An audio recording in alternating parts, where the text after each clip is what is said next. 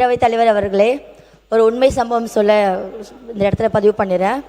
போன ஆண்டு ரமணா மாதத்தின் அன்று ஒரு நாள் தளபதி அவர்கள் இஃப்தார் நிகழ்ச்சியை நடத்தினாங்க. அன்னைக்கு இஸ்லாமியர் மார்க்கத்துக்கு மதிப்பும் மரியாதையும் கொடுத்து அன்னைக்கு ஒரு நாள் அவர் நோன்பு வச்சார். ஃபுல் டே காலையில் ஃபஜர் நமாஸ்லேருந்து சாயந்தரம் ஈவினிங் மக்ரிப் நமாஸ் வரைக்கும் அவர் தொழுகை பண்ணார். இஸ்லாமிய மார்க்கத்துக்கு ரொம்ப மதிப்பும் மரியாதை கொடுத்து அன்னைக்கு சும்மா ஒரு நிகழ்ச்சி பண்ணணும்னு பண்ணாமல் நோன்பு வைத்து காலையிலேருந்து எழுந்து உண்மையாக மார்க்கத்துக்கு மரியாதை கொடுத்து நோன்பு வைத்து இஸ்லாமிய மதத்துக்கு மரியாதை உணர்வுபரமாக கொடுத்தாரு. அது பெருமையோடு நான் இந்த இடத்த நான் பதிவு பண்ணிடுறேன். அதே மாதிரி ஒரே ஒரு விஷயம், தமிழக வெற்றி கழகத்தின் கொள்கை எதிரி பாஜக என எதற்கும் அஞ்சாதவர், எதற்குமே அஞ்சாதவர் அன்னைக்கு எங்க தலைவர் சொன்னாரு. அது இஸ்லாமிய சமுதாயத்து முன்னாடி ரொம்ப பேசும் பொருளா இருந்தது. ஆனா நாங்க பாஜக எதிரி தான் நாங்க சொல்லிட்டு இருக்கோம். ஆனா எங்களை பார்த்து பாஜகவோட பி டீம்ன்றாங்க. ஆனா இன்னைக்கு மக்கள் எல்லாருமே தெரிஞ்சுக்கினாங்க யார் எந்த இடத்துல இருக்கிறாங்கன்றது மக்கள் தெரிஞ்சுக்கினாங்க. நான் இதை பதிவு பண்ணிடுறேன். உறுப்பினர் மதார் பத்ருதீன் மாண்புமிகும் பேரவைத் தலைவர் அவர்களே, இஸ்லாமிய சொல்லிடுறேன் சார். 2 நிமிஷம் மேகி நூடல்ஸ் தயார் பண்ற மாதிரி சீக்கிரம் 2 நிமிஷத்துல முடிச்சிடுறேன். No controversy please. இஸ்லாமிய மக்களுக்கு மாண்புமிகும் புரட்சி தலைவி அம்மா அவர்கள் ரமலான் மாதத்துல அந்த அரிசியை மெட்ரிக் டன் 5700 உயர்த்தி தந்தாங்க. நாகூர் தர்காவுக்கு சந்தன கட்டை தந்தாங்க. திமுக சொல்றாங்க நாங்கள் 3.5 கொடுத்தாங்கன்னு சொல்லி இடஒதுக்கீடு கொடுத்தாங்கன்னு சொல்லி நாங்கள் தொடர்ச்சியாக எங்களுக்கு 10 விழுக்காடு வேணும்னு கேட்டோம்.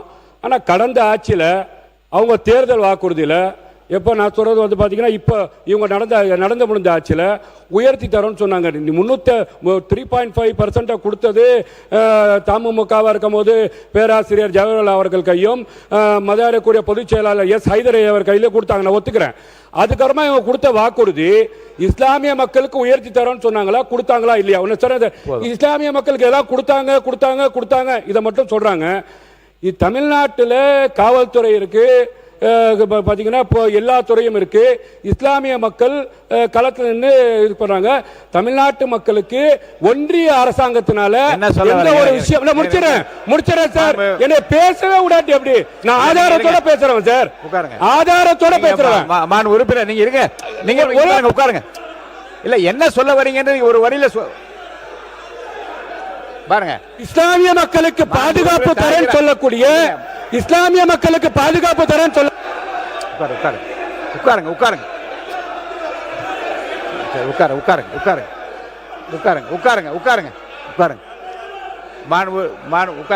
வச்சுட்டு உட்காருங்க. அவர் உட்கார்ந்துட்டாரு, உட்காருங்க. நீங்க உட்காருங்க, அவர் உட்கார்ந்துட்டாரு, உட்காருங்க. நீங்க உட்காருங்க. என்ன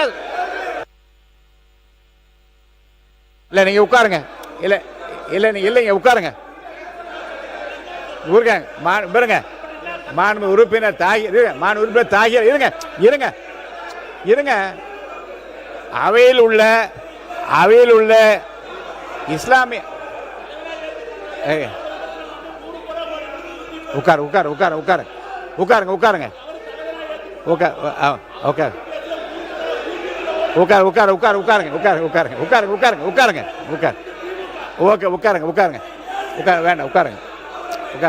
உட்காருங்க. மாண்பு உறுப்பினர் இருங்க, உட்காருங்க சார். மாண்பு உறுப்பினர் தாகிரா அவர்கள் ஒரு நல்ல பதிவை சொன்னார்கள், நான் அதை அனுமதித்தேன். இருங்க உட்காருங்க. ஒருவர் பெருங்க உட்காருங்க. இப்ப இருங்க தமிழகத்தை உட்காருங்க. தமிழகத்தை முன்னாலே ஆட்சி செய்தவர்கள் திராவிட முன்னேற்ற கழகமாக இருந்தாலும் சரி, அனைத்து இந்திய அண்ணா திராவிட முன்னேற்ற கழகமாக இருந்தாலும் அவர்கள் சிறுபான்மையினர் நலத்தை சார்ந்து செய்த திட்டங்களை எல்லாம் சொல்வதற்கு கூட நான் இங்கே அனுமதி அளித்தேன்.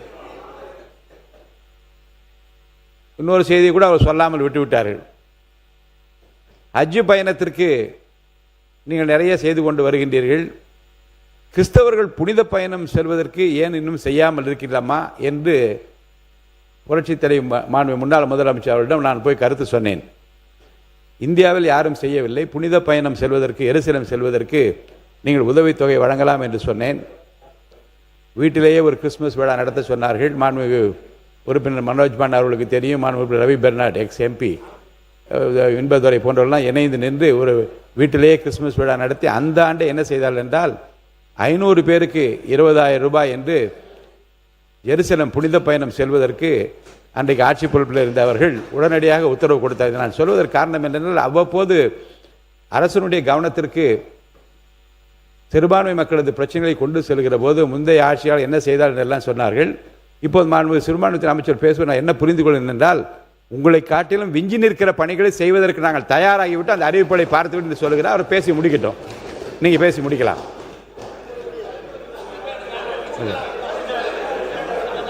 என்னது அதுதான் சொல்லிட்டீங்களே, நீங்கள் நிறைய சொல்வதற்கு அனுமதித்தனா இல்லை. பாருங்க, உங்கள் சார்பில் உங்கள் ஆட்சி சார்பில் செய்தெல்லாம் சொல்வதற்கு மாண்புமிகு அமைச்சர் முன்னாள் சொன்னதை அனுமதித்தேன், இந்த பக்கம் செய்து அனுமதித்தேன். இதை நீங்கள் இருங்க, நீங்கள் அனைவரும் செய்த திட்டங்களை எல்லாம் தாண்டி மிக சிறப்பான திட்டங்களை எல்லாம் செய்வதற்கு நாங்கள் தயாராகி கொண்டிருக்கிறோம், அதையெல்லாம் அறிவித்து விட்டேன் என்று அமைச்சர் சொல்லிவிட்டு அதோடு போதுமானது. நீங்கள் முடிச்சிட்டீங்க இல்லையா?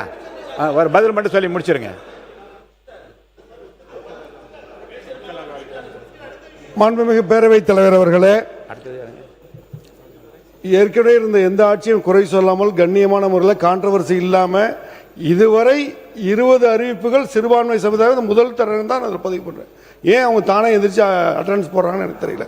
அது இல்லாமல் நன்றி கொஸ்டின் பண்ணக்கூடிய தகுதியெல்லாம் இங்கே இருக்கக்கூடிய உறுப்பினருக்கு இல்லை. ஃபர்ஸ்ட் ஏன்னா வாரம் பேசிட்டு இருக்கவர் என்னென்ன இது என்னன்னா, ரெண்டாவது போன வாரம் வரைக்கும் மாத்தி பேசிட்டு இருந்தவருக்கு 5 வருஷம் ஒருத்தர் கூட்டணி மாறுவர் என்ன கொஸ்டின் கேட்கிறாரு அவரு. சொல்லுங்க, மக்கள் அது ஃபர்ஸ்ட் அவரு தரும் என்ன நன்றி. அவரு மாண்புமிகு பேரவைத் தலைவர் அவர்களே,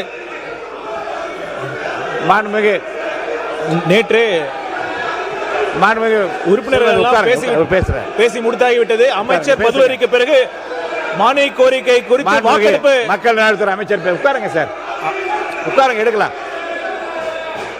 அமைச்சர் பாருங்க. மாண்புமிகு பேரவைத் தலைவர் அவர்களே, நேற்று 10க்கும் மேற்பட்ட உறுப்பினர்கள் இதை குறித்து பேசியாகிவிட்டது. அந்தந்த ஆட்சியில் அவர்கள் என்ன சிறுபான்மையினருக்காக என்னென்ன செய்தார்கள் என்று சொல்லியாகிவிட்டது. இன்று அமைச்சர் பதிலுரையும் வழங்கிவிட்டார். அதற்கு பிறகு நேரடியாக வாக்கெடுப்புக்கு செல்ல வேண்டும் என்று தாழ்மையுடன் மாண்புமிகு சமூக நீதித்துறை அமைச்சர் அவர்கள் பதிலுரை. போதும், உட்காருங்க. மாண்புமிகு சமூக நீதித்துறை அமைச்சர் பதிலுரை.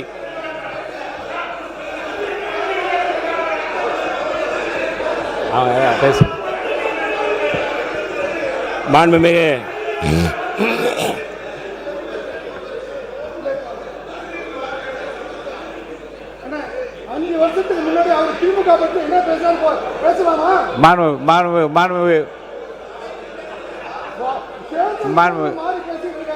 பாருங்க, நான்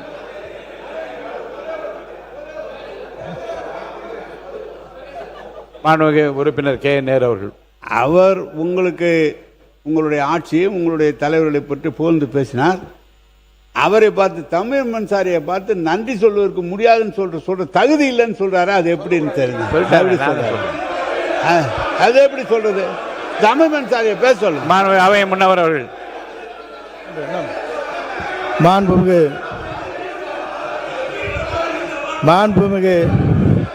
தலைவர் அவர்களே, நான் சொல்லிடுறேன், சொல்லுங்க. நீங்க உட்காருங்க. மாண்புமிகு பேரவைத் தலைவர்,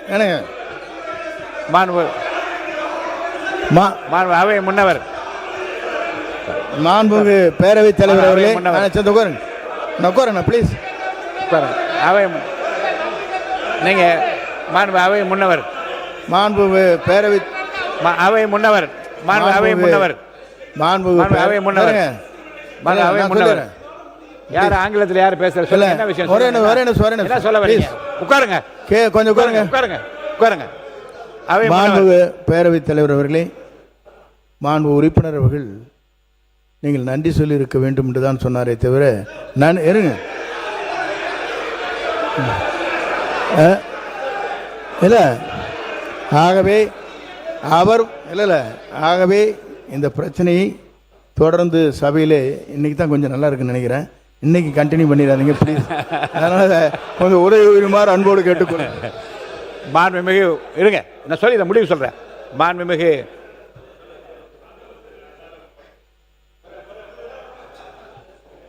மாண்பு உறுப்பினர் அவர் பேசிய உடனே நான் சொன்னேன், வேறு கட்சியில் எந்த ஆளுங்கட்சி பொறுப்பில் அமைச்சராக உட்காருங்க உட்காருங்க உட்காருங்க உட்காருங்க மாண்பு உறுப்பினர் உட்காருங்க. மாண்பு உறுப்பினர் உட்கார சொல்லுங்க அவரை. அமைச்சர் நீங்க பாருங்க, நீங்க பாருங்க உட்காருங்க. மாண்பு அமைச்சர் உட்காருங்க. நீங்களும் பாருங்க, உங்க ரெண்டு பேரையும் கேட்கிறேன். இல்ல உங்க இருவரையும் நான் கேட்கிறேன், உங்க ரெண்டு பேருமே கேட்கிறேன். கண்ணியமிகு காயிதே மில்லத்தின் பல முறை சொல்லிவிட்டு இப்படி ரெண்டு பேரும் இப்படி பிஹேவ் பண்ணீங்கன்னா எப்படி சொல்ல முடியாது? தவறு. தயவுசெய்து உட்காருங்க உட்காருங்க. அவர் நன்றி, உங்களை பற்றி நன்றி நினைவுகள் என்று சொன்னவன் என்ன சொன்னேன், அங்கே இருந்து இங்கே வந்தாலும் கூட தன்னை ஜெயிக்க வைத்த மக்களுக்கு நன்றி சொன்னாரா இல்லையா என்று நான் கேட்டேன். அதோடு அந்த பிரச்சனை முடிந்து விட்டது. நீங்கள் திரும்ப வந்து அவரை பற்றி நீங்கள் பேசிய அந்த குறிப்பை நான் இப்போ வந்து அறைக்கு சென்ற உடனே திருப்பி நான் படித்து பார்ப்பேன். தேவையற்றதாக இருந்தால் நிச்சயமாக நீக்கிவிடுவேன் என்பதை நான் உங்களுக்கு தெரிவித்துக் கொள்கிறேன். மாண்புமிகு சமூக நீதித்துறை அமைச்சர் அவர்கள் அதோட விட்டுருங்க, அதோட விடுங்க. மாண்புமிகு சமூக நீதித்துறை அமைச்சர் சீக்கிரமா முடிக்கணும், ஏன்னா நம்மளுக்கு வந்து 1:30 மணிக்குள்ள அவையை முடிப்பதாக சொல்லியிருக்கிறேன். மாண்புமிகு பேரவைத் தலைவர் அவர்களே, இது என்னுடைய கன்னி உரை அல்ல, வன்னி உரை. ஆகவே இந்த வன்னி உரைக்கு கொஞ்ச நேரம் அமைதியாக இருந்து அனுமதி கொடுக்குமாறு நான் பணிவன்போடு கேட்டுக்கொள்கின்றேன். முதலில் தமிழ் வணக்கத்தை நான் தெரிவித்துக் கொள்கின்றேன். எத்திசையும் புகழ் மணக்க இருந்த பெறும் தமிழனங்கே, உன் சீரிழமை திறம்புயர்ந்து